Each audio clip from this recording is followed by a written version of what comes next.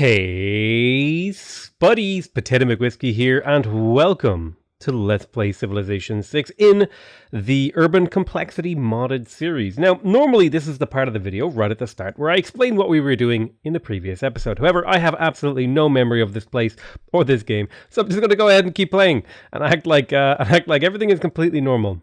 Kapiti is a city that I need to kind of think about a little bit. I'm definitely getting the harbour, but I need to start thinking about what my win condition is. And I think as Maori, it's obviously theatre squares, or at the very least, whatever these civic squares are now, because I can get the tourism from all of the city's tiles with the mare. So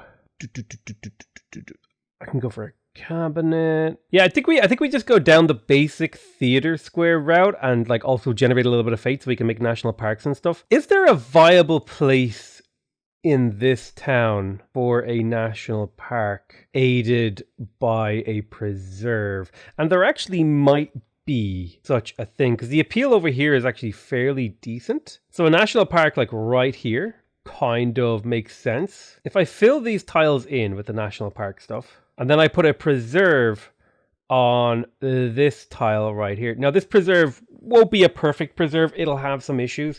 But I could basically fill the rest of this with forest. And then I can just put like my theater square over here or something. Oh, do you know what I could do? I could actually put a theater square here. Okay, I'm starting to formulate a plan. A civic square here. And then the entertainment complex here. Because this gives you gold. And this gives you tourism equal to its gold adjacency once flight has been researched. And so it gets adjacency from districts. It gets adjacency from civic squares, ski resorts, golf courses, ice hockey rink, commercial hubs. Oh, wow. Okay. So this actually gets a lot of value from a lot of things. Is this a flat tile? If this is flat, and I could eventually figure out a way to get stuff in here, but this should be fine, right? This kind of works out for me. I think these still give appeal, right? Does it? I'm going to assume that the fairground still gives appeal, but this will all be filled with forests, and I think that's this city plan, right? It's a culture and preserve city. So once we get that harbor up, things will be fine, and that means we can dictate how we settle these other areas. Like this will probably be a seaside resort or something, and we'll do some other stuff too. Although that said, I could just as easily put a pleasure pier like right here. Like, why not? Yeah, you know what? Maybe I'll put the pleasure pier here. Yeah, that's fine. Then in theory, I could move my theater square, my civic square here, and not lose any adjacency and keep everything the same. Yeah, that works for me. Okay, so we've planned the city of Kapiti. Took us a couple minutes, but we've got what we want to do here. And I'll probably want to go through and make sure I do something similar for most of my cities. I'll want to find like a place where I can reasonably get a good setup of some kind. Maybe it's a national park. Well, here's a question. What if I move this national park to the left by one set of tiles, put another national park here for this city, switched this to another preserve, moved this preserve to the left one? I assume preserves can be built on desert tiles. Yeah, there's no limitations on preserves.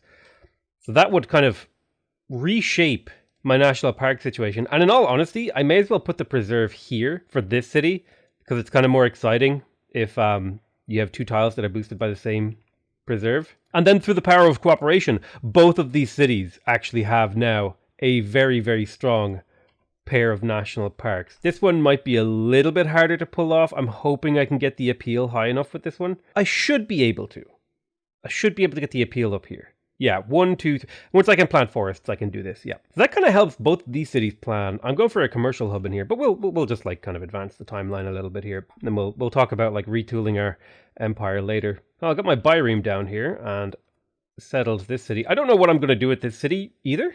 It might just be prudent to turn this into like a very, very mild production center with like an industrial zone, a campus, like maybe a harbor, something like this. Just focus on the productivity of this area. So let's go for the industrial zone, which I normally don't go for first in a city like this. And we'll get around to buying all these things later. I think this city would want the trade route first so we can like trade. I mean, it took me a very, very long time to get through that first turn, but it was worth it in the end.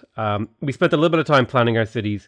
And I feel like planning your cities is a big part of the game. You spend a bit of time planning how you're going to do a city, and then you execute. And I think that's a valid and interesting way to play the game, in my opinion. So I don't want to kill these forests. I want to actually leave them. And since I will be putting national parks in this city too, I will almost certainly like a civic square. And if I'm going to go for a civic square, I may as well go for a fairground because that'll also generate me tourism.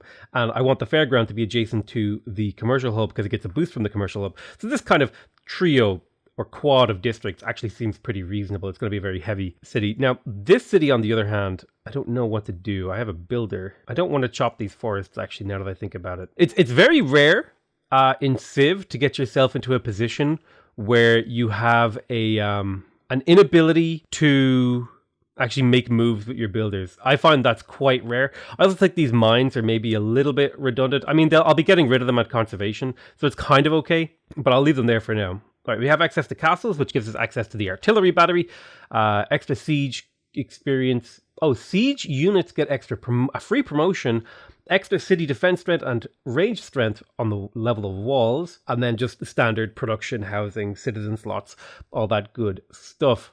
Cool. Then we have access to Theocracy. Oh yes, absolutely. I'll be switching away from Classical Republic over to Theocracy now. It will get me a little bit of era score. And I'm going to take out urban planning. I think it's a little bit late in the game. We're a little bit long in the tooth to be keeping urban planning in. I will go for retainers here because that can be useful for at least another era. And I do have a decent number of units and I have the ability to purchase units from city-states. I think industrial zone adjacency kind of appeals to me here. I am spending a decent amount of money on units, so conscription could also be good. The other thing is to finally plug in that one card. I'll plug in conscription for now. Do I have the harbor adjacency card? I do, and I think I'll plug in the harbor adjacency card because, you know, this is a decent amount of gold. I have a reasonable number of harbors either complete or underway. So now my faith purchasing is cheaper, which means I should be able to snag myself a settler before this era ends. I won't get another golden age, unfortunately. I would love one. How do I get 8 era score in this amount of time? I don't think I can. Unfortunately, as much as I want to, I don't think I can. Let's have a look around. This city needs to be planned. We're working on Petra, which is reasonable, but I kind of go here and here. Yeah, here's what I'm thinking. I'm thinking I put a cistern here and a dam here and an industrial zone here. This city just becomes incredibly productive. And then I don't know if Ruhr Valley can be placed on floodplains, actually. I think it can be. I could be wrong, though, but I might be able to go for a Ruhr Valley here. Only one may be built along each river's floodplain. Where is the dam valid to be placed? It's valid here, but not here. That's unfortunate. That's awkward. This niter spawn, if it was like on any of the adjacent tiles, because I really want to put my dam here, but maybe I can put my dam over here. Yeah, that's a valid place for a dam. We'll pop the cistern here, industrial zone here. We'll do a group of farms, 1, 2, 3, and then like a brewery or something there. We'll get rid of that stone. Oh, we can't get rid of the stone. Oh, God. Yeah, this is just awkward. We'll have to figure things out. So now that we have Reformed Church, probably a good idea to pick up military training. And then tech-wise, it would probably be also a good idea to start siege tactics. I think it's about time in the game that I started looking into building walls in a lot of these cities. But I think I'm going to prioritize my theater squares first. Once I have my theater squares, I think that's when I can start doing walls. Because my theater squares are heavily delayed. On purpose. Like, I delayed them.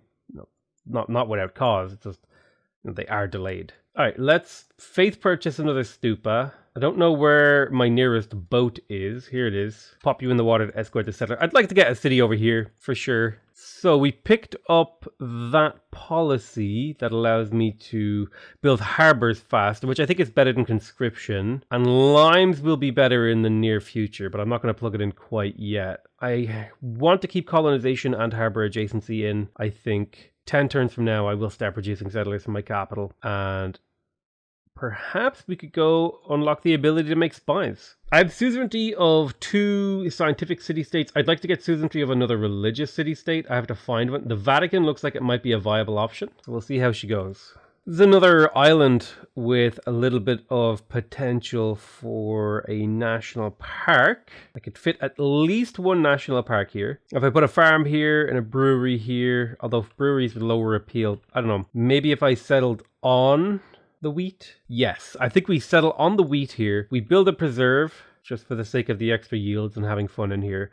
We go for a harbor. We pop down a civic square and then eventually a pleasure pier. Now, the order we do all of these things in will vary, but I think this makes sense for a city over here. I think there's reasonable cause to say that I should put another national park over here, which works totally fine for me. It's kind of hard to know what to do when you're playing in a modded game because you don't know if all the rules from the unmodded game apply. And I'm kind of just making assumptions right now that most of what I do will make sense and sort of map on to this modded game. Which in my opinion is the sign of a good mod. Now, some people disagree. They really, really like full conversion mods. I really like a mod that keeps the absolute bare minimum basic gameplay roughly the same, but just introduces a bunch of interesting and new game mechanics.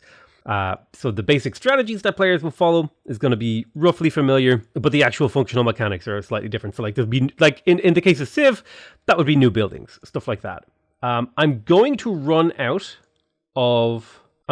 of faith purchasing here, so I think I'm just going to slap out 2 extra builders in Whanganui. And it's also about time that I actually placed these districts now that we've locked them in. So let's just get those slapped down, and then we'll go back to finishing the Petra, because finishing the Petra is really, really cool, and I want to build wonders this game just for fun. Speaking of wonders, I think I'm almost done the Colossus, so that you'll see the animation very, very soon. In fact, perhaps even when I end this turn. I should probably check my deals. I could purchase that gypsum, sell all these luxuries, 37 gold per turn from Norway, 10 from Mongolia, still have extra cotton, another 10 from Mongolia. Anything to sell here? You'll buy my iron. I am making iron, right? Hang on, before I sell my iron. No, I'm not accumulating any iron. So I don't want to sell luxury or strategics I'm not accumulating. That just doesn't make sense to me. Let's start getting and giving open borders with all of the AIs on rotation just to make sure that we have open borders with everyone, which will maximize the tourism. Now, we're not making huge amounts of tourism as it stands, but little smidges of tourism, it helps over the long run. Like, we've almost taken a tourist from most of the people in the game, and that'll start to speed up a little bit. Right, boom, there is the Colossus and the bonus trade route. Awesome. The free trader is also great. Now, I had Magnus in my capital. I might give him surplus logistics here. What do I do with this trader? I'm trying to think a little bit strategically here. I could trade internationally for gold. Like if I look at gold, there are some good options. Envoys are actually super good for me. So perhaps I just try to optimize for envoys with my trade routes. I think that's totally fine, especially because the era is about to end. So if the era ends, I'll get another chance at earning an envoy, actually, because envoy missions refresh at the end of an era. Now, do I have enough gold? Here is a funky question. Do I have enough gold to purchase a settler? No, but I could. I could have enough gold to purchase a settler if I sold some Diplo favor for raw gold. So let's give that a try, right? We'll sell 40 Diplo favor. I want 330 gold. Boom. And the reason I want to do that is because settlers are going to become more expensive next turn when this era ticks over. So I want to do any settler purchasing that I want here. I want to do it now. So let's faith or gold purchase a settler here. The next one I need 1200, which I think might be possible to do with Diplo favor, maybe horses too, if I just squeak out enough gold from these guys. So who will give me the most gold? Actually, there might not be enough gold left in the hands of the AI to pay me enough, because I'm selling every ounce of Diplo favor I have, trying to squeeze out just every ounce of gold. I need just a little bit more, just a scooch more. 226 gold. I need 4 gold. Hang on. Maybe I can do a deal. What if I give you 1 gold per turn and you give me 20 gold? Deal. All right. So now I can scooch you off here, buy that second settler. And now all the settlers I wanted for down here, I think I have, and I can just slowly march them on over to where they need to be. That's why trading is important. You need to learn how to manipulate the AI stuff. Yes, Civic Square is important. So we'll at least get those built and then start thinking about working on walls. Oh, I never built a monument in here. Jesus. I definitely feel like harbor in here is the right choice for this city. If I place a harbor, I can also do a pleasure pier and then just kind of go with the generic Civic Square. That's this city's, all the city's districts basically decided. We don't need to do anything else. I think that's fine. And to that end, I'll place the harbor first and then probably chop the harbor out The question is, where do I actually settle on these new islands? Well, I definitely want to get access to luxuries I don't have access to, and maybe even strategics that I don't have access to. But it's not quite that simple. I know, for example, cotton is here. Where's our thingy? So I have no presence on Africa. So I think it would be a good idea for me to look for an Africa settle. Maybe for wine, for example, all the way over here. There's wine and ivory, so maybe. I'll probably settle like a station over here first. And there it is. The medieval era is over and we are moving on into the Renaissance, which means we get to pick a new dedication. Now, I believe we only entered into a normal age, which isn't the worst, but it's also not the best. We don't have enough trade routes to justify reform the coinage. We also have already discovered all of the things. We could spread our religion for fun. We're also building a lot of districts this era. That will be a big part of what we do. Let's have a look. What's the religion game looking like? Is there anyone who doesn't have a religion? It's looking fairly open. I think I'm gonna miss the religion game and just go for monumentality. It's more reliable, more production based, more district based. I don't have to do anything weird. I can save my faith for whatever I want to use it for. 81 production towards this harbor does not quite finish it. I actually don't want to work this holy site anymore now that I'm not using my faith to purchase people like settlers. So I'm going to tell the city to focus on food and production so that it prioritizes working the land primarily. And then I'm going to lock in any tiles that I think it makes sense to lock in. I do wish I had a builder over here. And in fact, I could potentially, because I did just recruit one. And maybe I'll fill all these tiles with fisheries to give my capital some power. Oh yeah, I was meant to build a mausoleum in here. Well, we'll finish the monument first. The mausoleum will only be a 17-turn build. And the AI typically doesn't build it, so we'll be able to get some supreme value from that. And also I'm expecting maybe a pleasure pier, to appear for me in this case. I kind of wish the Maori gave +1 faith and culture to bonus resources too. That would kind of fit thematically with the Maori's bonuses, at least in my mind. Because you can't actually put forests on bonus resources, so if they also got the benefit, it would just feel nice to me. I don't know, maybe I'm talking at my ass. So where to settle? That silk I already have, I think, right? If I check the continents map mode. Yeah, I think I already have silk somewhere over here, right? Actually, I don't have silk. Interesting. So if I wanted to pick up silk, here would be where? Also, actually, a dank as hell Cliffs of Dover here. I could just settle on the cotton, I think, for fun. If I settled on the cotton, okay, hear me out.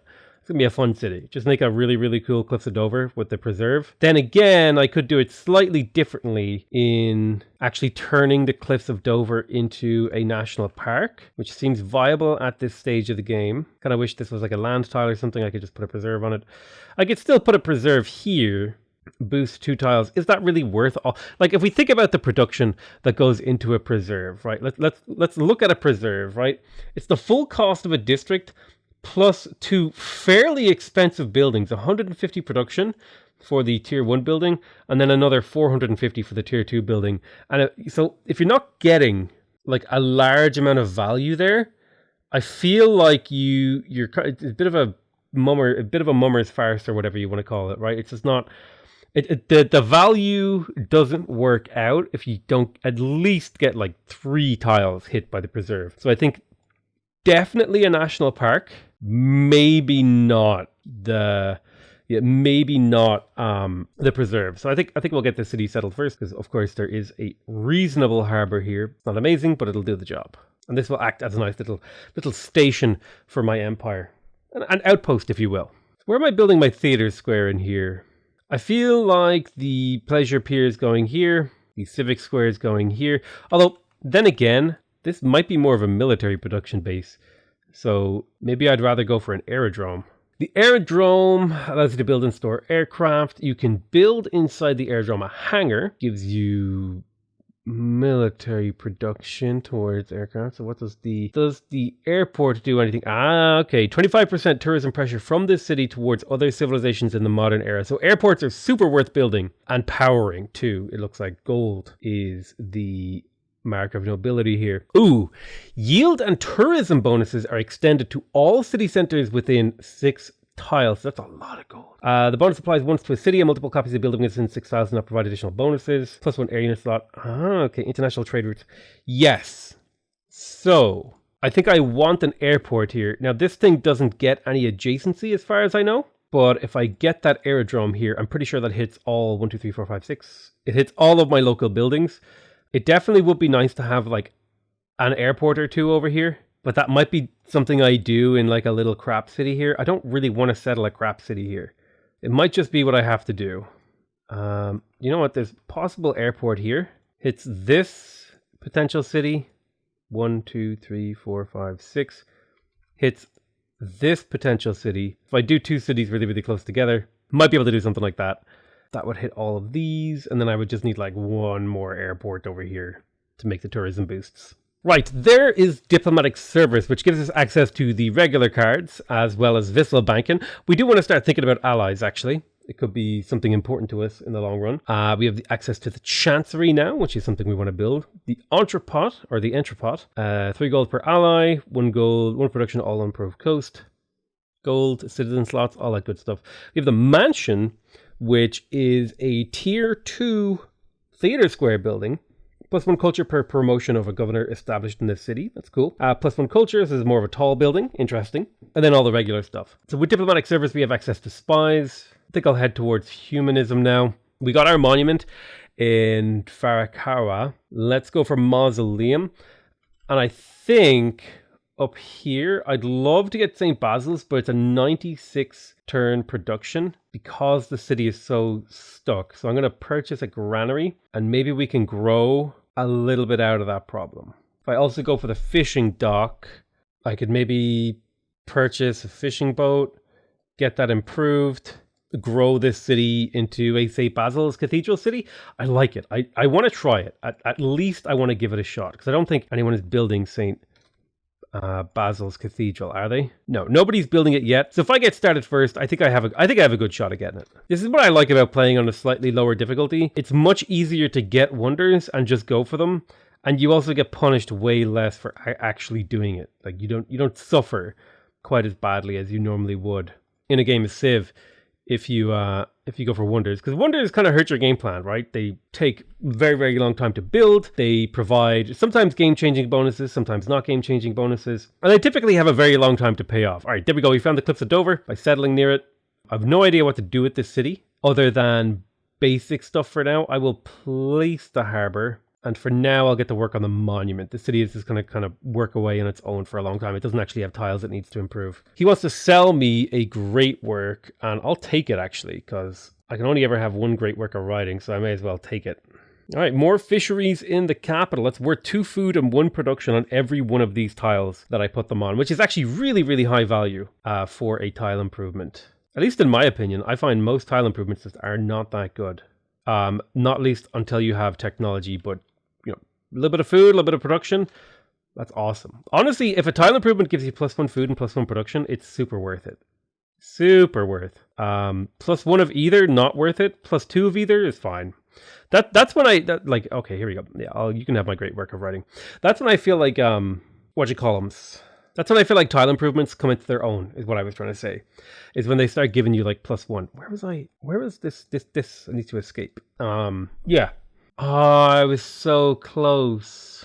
Man, that sucks. I was so close. Who even built it? That colossal asshole. I didn't even realize he was building it. That sucks. Well, I miss out on that. But I mean, I could just transition it into like a settler. Or maybe an intelligence agency, getting spies and just steal all of his money for the rest of the game. As swift vengeance.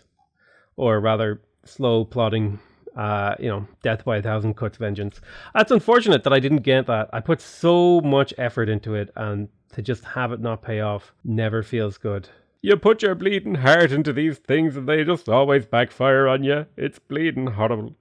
Alright, yoink. I'll take that tile because I want to actually put a brewery there for a little bit of fun. Very cool. Another city, another day, another dollar. Only got farms here on these bonus resources, but hey, sure it is what it is. No. Oh, he's going to settle that before I get there. Unless I can use my superior ocean movement to like break the game and sweep in. I might be able to pull that off. We have a spy now. And I don't have my espionage mod installed right now because I wanted to limit the number of mods I was using, but I can go look for gold to steal. He makes pretty good gold in his capital, and I would like to be targeting Shaka as a primary source of intrigue, purely because he stole that wonder from me. Oh, what is this? Building requires a cathedral, gurdwara, meeting house building. Oh, interesting. What is a garden? Interesting. So the garden is like... So the hospitum is like the tourism version of this. And then this is more like...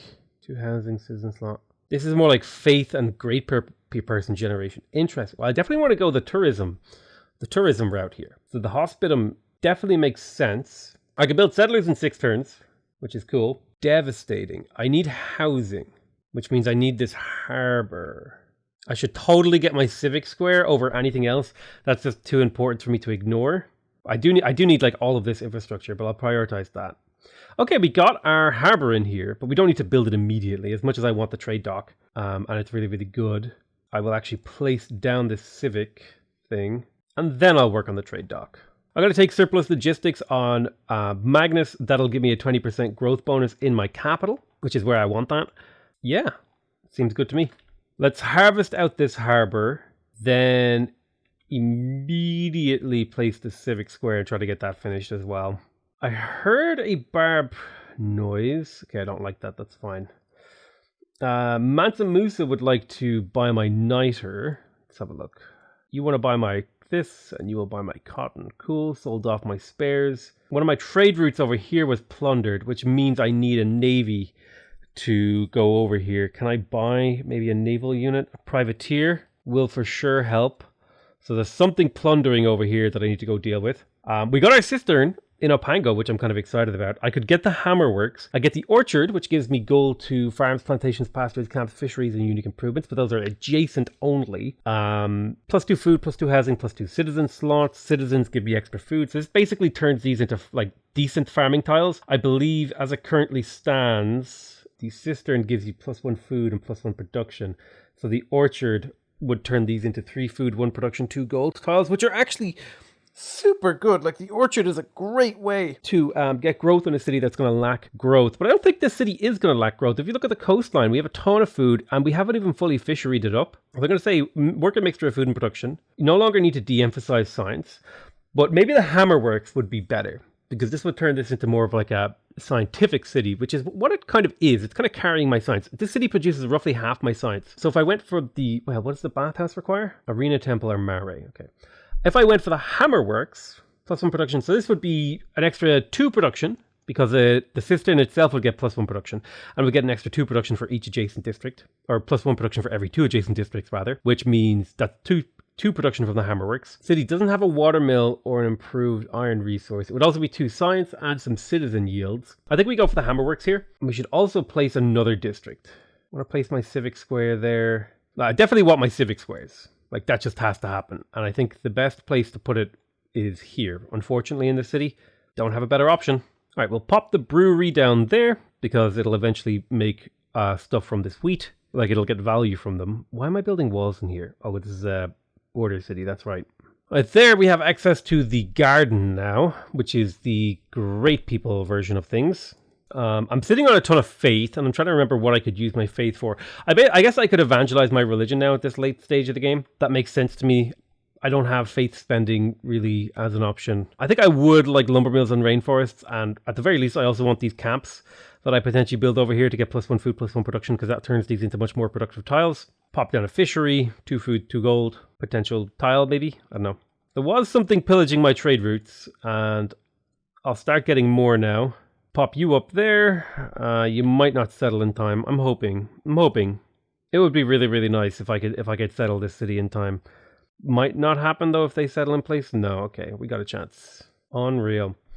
So some kind of spy. We killed a Zulu spy who was trying to steal tech from me, which doesn't really make sense because I'm not really a tech leader.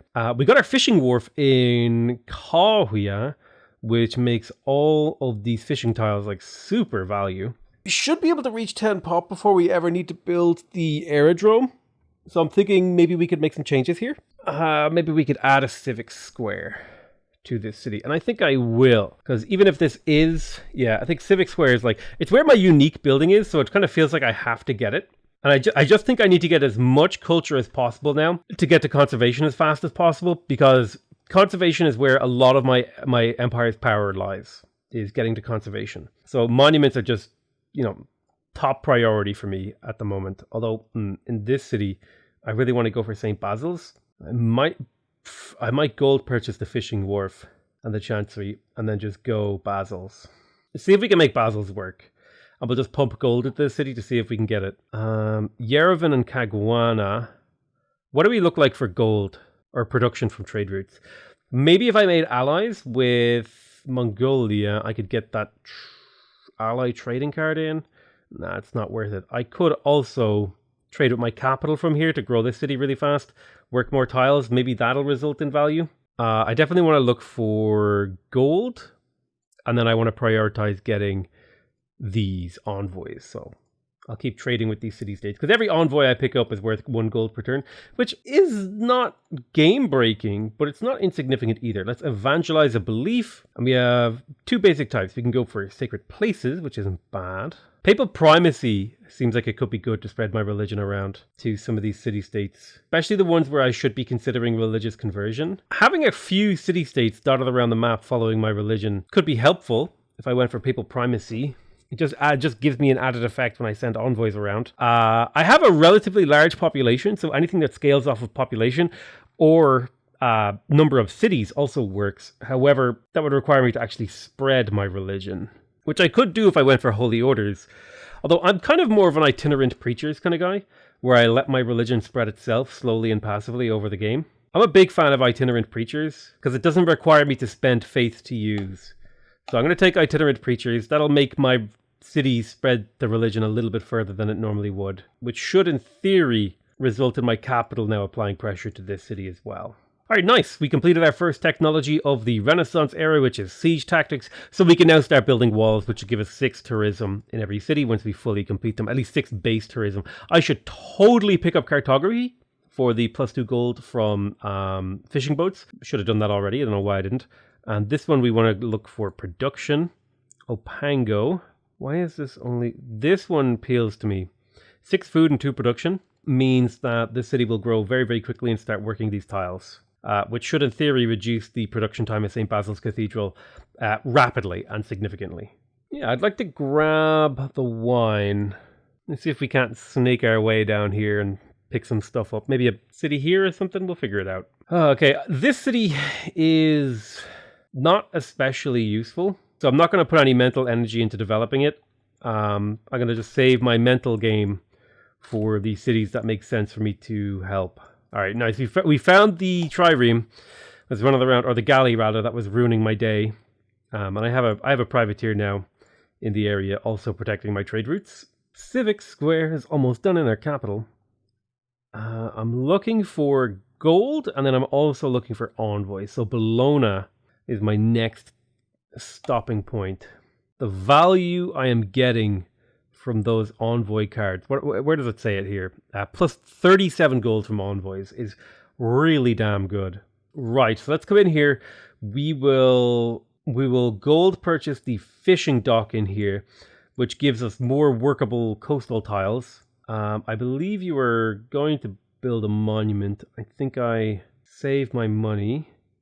So making 250 gold per turn profit, which is really, really nice. It means I'm going to be able to purchase a lot of buildings. Like, for example, I could just straight up purchase the Maori in my capital, and that's worth at least 6 culture, plus another 2 culture and 2 faith from the forest tiles in my capital that I would be working after this. Yeah, I reckon I saved this city. I saved the gold. This city can build things no problem, so it doesn't need the help. I could do an industrial zone, or I could plant another 2 forests there. I don't know if a preserve makes sense.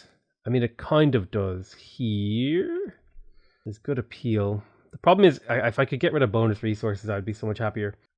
We never built our harbor in here. That's a trade route that I'm missing. I could also build my hospitum. Probably only really makes sense. Well, I guess this is actually, if we think about the religious tourism in here, this is my holy city. So at the very least, I should get the hospitium in here at the very, very, very, very, very least. But I gotta go for the Maori and the cabinet and the monument. Just try to maximize my culture gain in the city. Ulundi is where I plan to steal, so we'll go ahead and gain sources in here, and then we'll start stealing the old gold. You always want to be stealing gold because it is the easiest and most reliable way to do damage to the AI. The AI gets an 80% gold boost on deity, and so that means if you're stealing gold, you're getting 80% more gold than any other mission.